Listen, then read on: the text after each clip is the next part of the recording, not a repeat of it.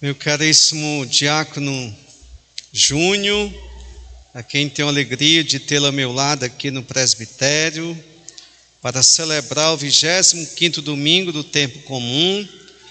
Querido povo de Deus, presente aqui no auditório da comunidade Rainha da Paz, caros internautas que agora através da página dessa comunidade acompanham conosco a Santa Missa do Dia do Senhor, o Dia do Sol. Evidentemente que para um público como este, eu não preciso pedir o silêncio. Vocês mesmos são adestrados na escuta da palavra. Adestrar-se para escutar. Hoje, o evangelista Marcos usa um verbo ensinar. Jesus está ensinando a seus discípulos. A ação do evangelho, bem como a homilia, chamada a homilética, arte de pregar, é um momento privilegiado para esse ensino divino, o ensino do Mestre, o ensino sagrado. Nós somos instrumentos pelos quais a voz de Cristo chega até os ouvidos da Assembleia. Isso é importantíssimo.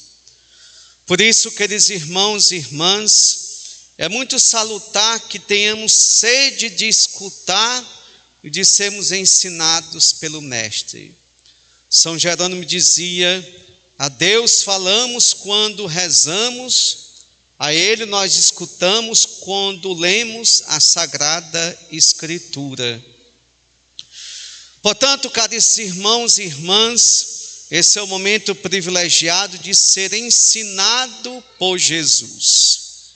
Ele deseja sempre, ainda nos nossos dias, ensinar a sua comunidade de fé, a sua comunidade cristã. O que nós podemos, irmão e irmã, tirar da liturgia da palavra do 25º domingo do tempo comum? Primeira coisa que nós devemos tirar é a nossa coerência de vida com a nossa fé, que se torna incômoda para os ímpios. Quando a nossa fé, quando o nosso modo e jeito de crer não incomoda as trevas, é porque nós estamos aliadas a elas. Há dois tipos de divórcios: aquele que o homem deixa a sua aliança e vai se unir a outra mulher sem ser abençoado sacramentalmente falando, e um divórcio muito pernicioso, maldito, aquele que se separa a fé da vida. De tal forma que muitos dos nossos batizados caíram na tentação de ser cristão apenas no espaço sagrado. Depois que sai do espaço sagrado,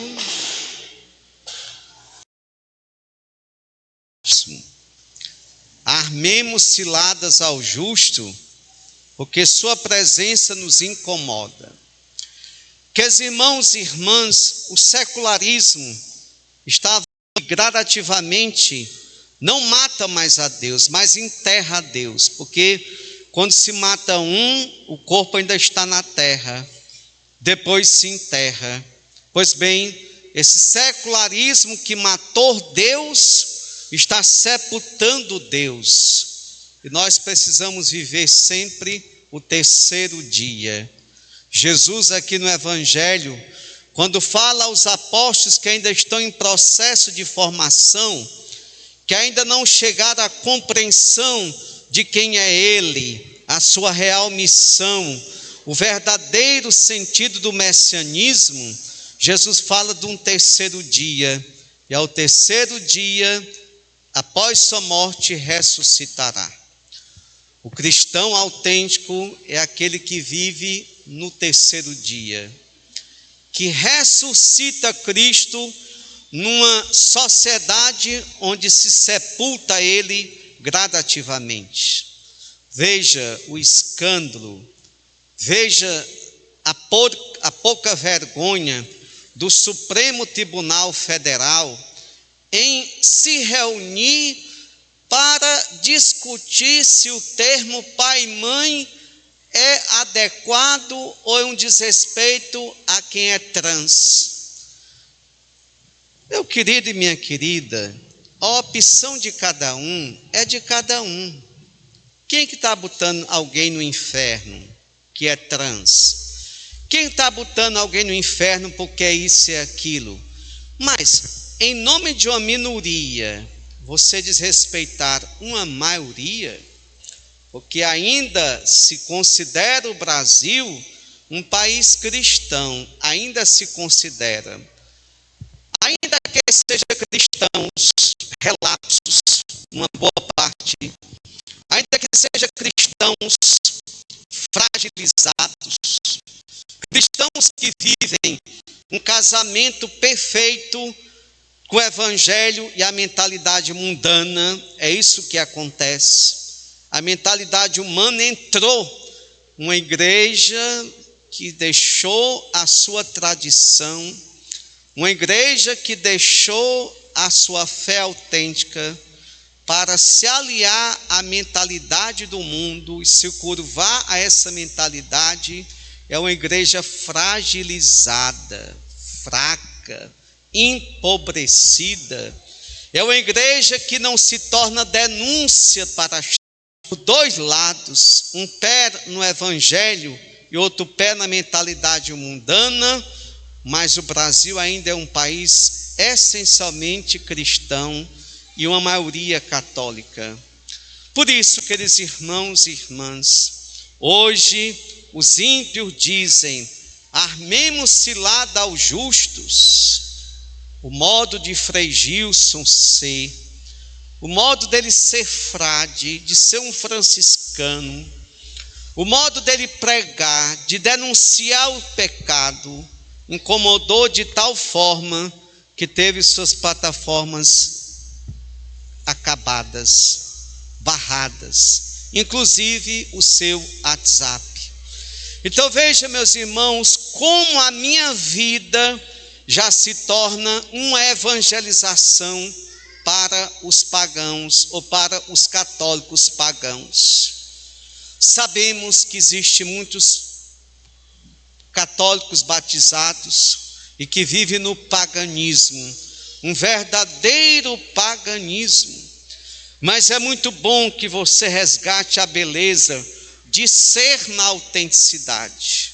Hoje se faz necessário ao andar pelo shopping e andando, rezando o seu terço, porque alguém que passa e vê você é cristã, para que a gente lembre isso ao mundo, que ainda existe uma religião, ainda existe Deus, que Ele está vivo, que existe ainda sempre o terceiro dia. Isso é um ponto fundamental para a nossa vida cristã, meus irmãos e minhas irmãs. Agora, quando a nossa vida não é um evangelho vivente, certa vez São Francisco convidou o Frei Leão para pregar numa cidade. Entrou na cidade em silêncio e voltou em silêncio. Cidade, e ele disse para Frei Leão: Frei Leão, se a nossa vida não for um evangelho vivente, do que serve as nossas palavras? Por isso, caríssimos irmãos e irmãs, hoje a primeira leitura convida-nos de fato a sermos uma presença evangelizadora, uma presença que evangeliza com o nosso modo de ser, de agir. Lá no trabalho alguém pode identificar pelo meu comportamento, pelo meu caráter, pelo meu temperamento, que ali eu sou um cristão. Pelo meu modo de ser e de agir, lá no meu namoro, lá no trabalho, lá na universidade, alguém pode identificar que eu sou um cristão. Eu penso que este seja um convite especial na primeira leitura tirada do livro da sabedoria. Os ímpios sentem-se repreendidos e transgressores da lei quando eles veem os judeus. Por isso, queridos irmãos e irmãs, como dizia o Papa João Paulo II, de rivalidade, aí estão a desordem e toda espécie de boas obras. Meus irmãos e minhas irmãs, quando o Padre Zezinho compôs a música Os Pecados Capitais, falando da inveja, ele diz: o invejoso é um sujeito incompetente, sentimento dos talentos que não tem. Como é triste numa comunidade alguém nutrir a inveja pelo outro, pelo dom do outro, pelo que o outro tem de bens materiais, pelo que o homem é ou não é. Que triste é a inveja, porque é um sinal de uma grande incompetência, porque não consegue enxergar os dons que você tem, mas só os outros, e desperta em você uma grande inveja. E isso, o invejoso, ele é PhD em querer tirar você do seu lugar, em apagar a sua luz. Santo Tomás de Aquino dizia que cada estrela tem o seu brilho. Então, na comunidade existe diversos tipos de dons. Ninguém é melhor do que o outro, e nós não precisamos travar uma guerra interna por causa da inveja, que é a irmã legítima do ciúme, e os dois juntos é a sua destruição ou a destruição de quem está perto. Por quê? Porque o invejoso tem a capacidade de suscitar a antipatia dos outros em relação a você. Isso é um mal danoso. Queridos irmãos e irmãs, essa semana que passou, eu assisti uma coisa que me deixou pensativo e preocupado. Chegou na Venezuela um grupo de soldados russos, da Rússia. E por que tudo isso? Porque um homem que perdeu as eleições, um homem que a população não quer mais, ele quer ficar no poder até o final, se é que ele entende que tem final. Qual é o grande mal que uma pessoa agarrada ao poder, escrava do poder, que quer perpetuar-se no poder, é porque o poder é seu Deus. Não importa que agora na Venezuela vai existir derramamento de sangue. Quantas pessoas presas na Venezuela sem ter feito nada?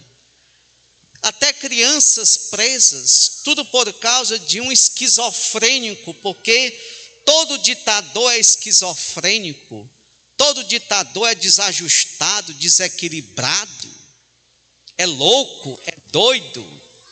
E aqui, meus irmãos e minhas irmãs, para este mal que está assolando a América Latina, alguém quer se perpetuar sempre no poder.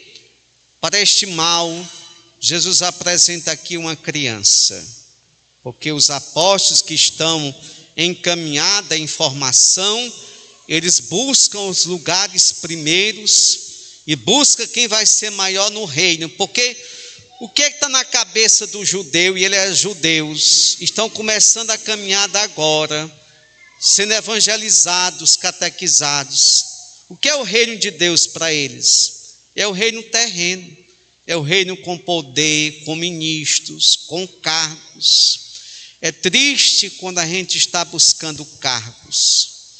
É triste quando se está buscando evidências, destaques, lugares consideráveis, vistos. Como é importante a humildade. E aqui eu quero refletir com vocês uma coisa importantíssima, viu? Que é interessante. A oração é uma arma poderosa contra Satanás? Claro que é. Mas em dado momento da sua vida, você pode deixar de rezar. Cai na tentação de se afastar da oração. Agora, existe uma arma que o diabo ele não sabe lidar com ela. Porque foi exatamente o que levou ele à queda, o orgulho. Qual é essa arma poderosa? A humildade. Daqui a pouco nós vamos estar celebrando Santa Teresinha de Lisieux, no 1º de outubro. E Teresinha foi colocada como responsável pelas postulantes. E ela percebeu que entre elas existia essa rivalidade, da qual menciona Tiago na segunda leitura. Até mesmo quem rezava mais. Interessante. Quem cantava melhor, quem rezava mais.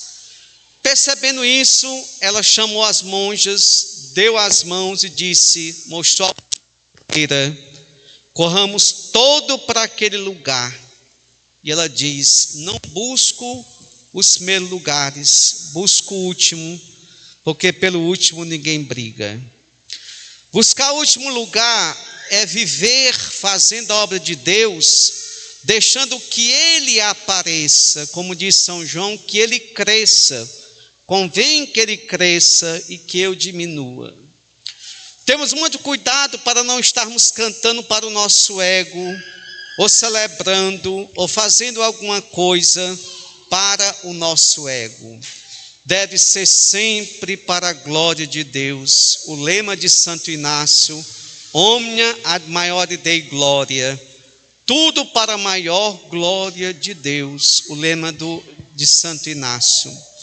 Por isso, Jesus, após ter ensinado os discípulos que Ele vai ser morto, vai ressuscitar ao terceiro dia, aqui Ele se dá conta de que pelo caminho os discípulos discutiam quem era o maior. E por que Nosso Senhor apresenta uma criança? Na língua aramaica, a palavra criança, servo, servidor e serviço é a mesma coisa. Então Jesus coloca para a comunidade de todos os tempos um modelo de como ser servidor. É na simplicidade de uma criança. Você pode ver, a criança tem uma capacidade muito grande de perdão. Deu uma lapada nela e com pouco tempo, minuto, deu um cheiro que ela já se derrete toda. Então, por isso é um modelo de simplicidade, não é? É por isso que aqui ele coloca uma criança, porque é a mesma palavra para dizer servidor ou serviço. E Nosso Senhor disse, se alguém quiser ser o primeiro, que seja o último de todos, que serve a todos. Meus irmãos e minhas irmãs, os grandes deste mundo não entendem essa linguagem. Os poderosos desta terra não entendem essa linguagem. Eles caíram na triste ilusão de que existirão eternamente aqui, mas é só uma ilusão. Todo homem morre e tudo passa. Como diz Santa Teresa d'Ávila e São Francisco, tudo passa, só Deus permanece.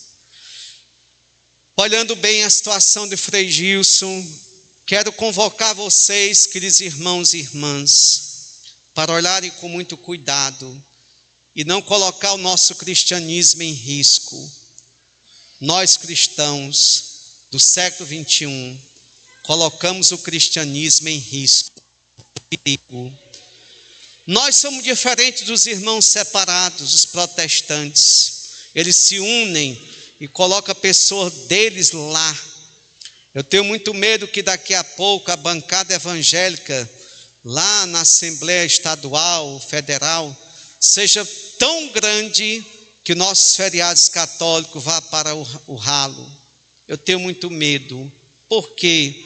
Porque nós não nos unamos, a gente não se une para colocar pessoas da nossa fé, da nossa caminhada, para defender os nossos direitos, defender a Santa Igreja. Uma coisa que eu acho muito importante é quando dizia, a igreja é uma velha enrugada, porque mais de 2000 anos, mas é minha mãe, e numa mãe ninguém bate. Como é triste você, como um filho, dar evidência a alguém que bateu na sua mãe. Por exemplo, eu sou sacerdote. A mamãe, se tivesse viva, se algum perigo representasse para ela, eu me colocava entre ela e o perigo. É preferível morrer para dar vida a ela do que deixar alguém bater nela. Aliás, você que tem filho pequeno, claro que aqui é só um exemplo, entenda o seguinte: em mãe só bate enquanto o filho está pequeno, quando é grande nem se meta, viu? Não se meta, porque em mãe não se bate.